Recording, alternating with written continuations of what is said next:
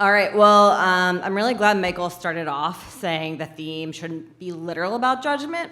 Because when I thought about it, I'm like, no, judgment, that's perfect. Because I am a recovering Catholic. And for those of you who may have grown up in church, especially Catholic churches, there may be a little bit of judgment, maybe a lot. And basically your entire existence is to be judged at the end of your life. It's like every action you do at the end will be judged. So that was a great place to start off, right? I do not go to church anymore, but I think of that a lot as I was thinking about what else is judging and, just how have I faced that in my life?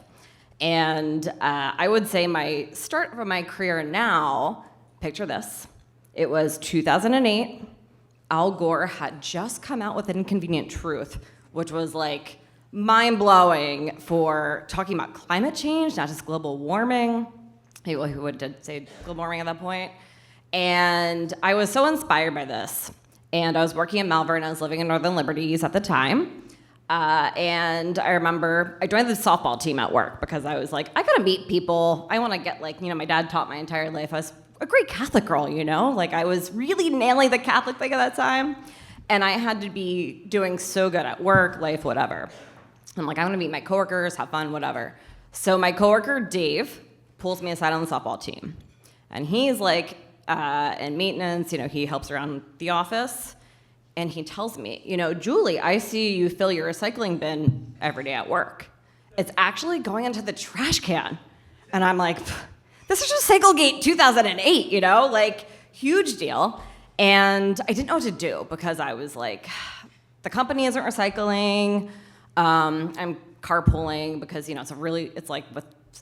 has ever done that commute on I-76, by the way, from Philly out? It's terrible. It was, 18 years ago? Still is. And my coworker at the time also had environmental passion.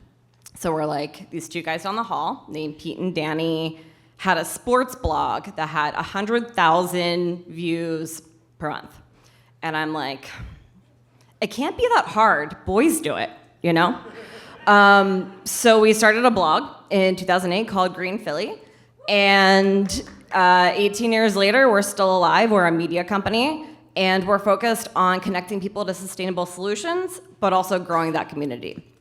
And for that, it's not just, how to recycle correctly. I know a lot of people, even in this room, probably have opinions about recycling in Philadelphia. But what that means to every single person. And I think when I consider sustainability, climate, where we are today, it's frequently a judgment zone, right? Because it's I remember my friends, I started Green Philly, that was kind of my personality for a while. I mean, a lot of people still know me that way. And they'd be like, Julie, I don't want to tell you, but I used a plastic bag the other day. Or, I didn't recycle something, my employer isn't recycling. There's these people come, and I'm now the priest from my Catholic days. People are confessing these sustainability sins. And I'm like, it's okay. You don't have to do everything. It's okay. So as I evolved, fast forward, I worked for a mortgage company, speaking of other sins and billionaires. I mean, that was a great experience. I could talk about that for a while. I judged there a lot, I will say. I'm gonna confess.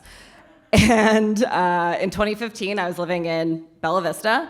And I remember I walked out one day and I was actually gonna film something at Solar States with my friend Jill, true story, and not just because Micah's right in front of me.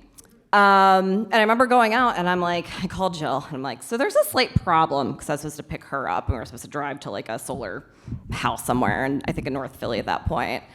I'm like, so my bumper's on the street. It looks like someone hit my car last night and I don't think I can drive it. So Jill drives, we do this little video segment. My car was totaled, fast forward.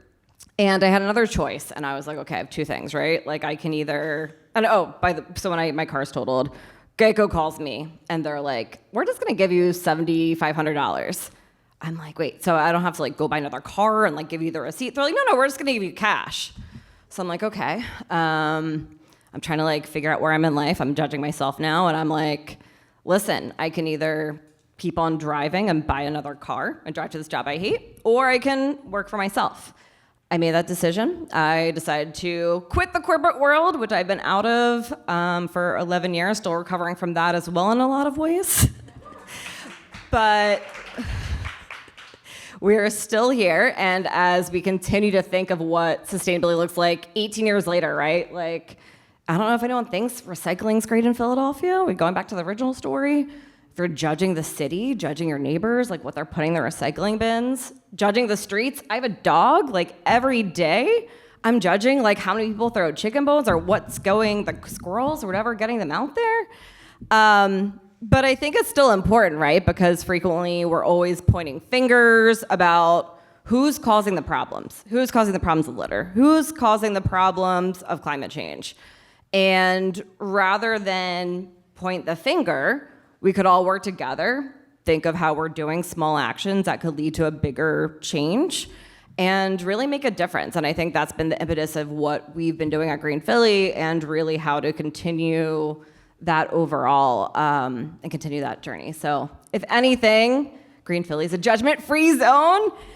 We really love to talk and have those challenging conversations, say how that looks like for a lot of different people. And you can confess your green sins to me. I'm not gonna judge you, so thanks.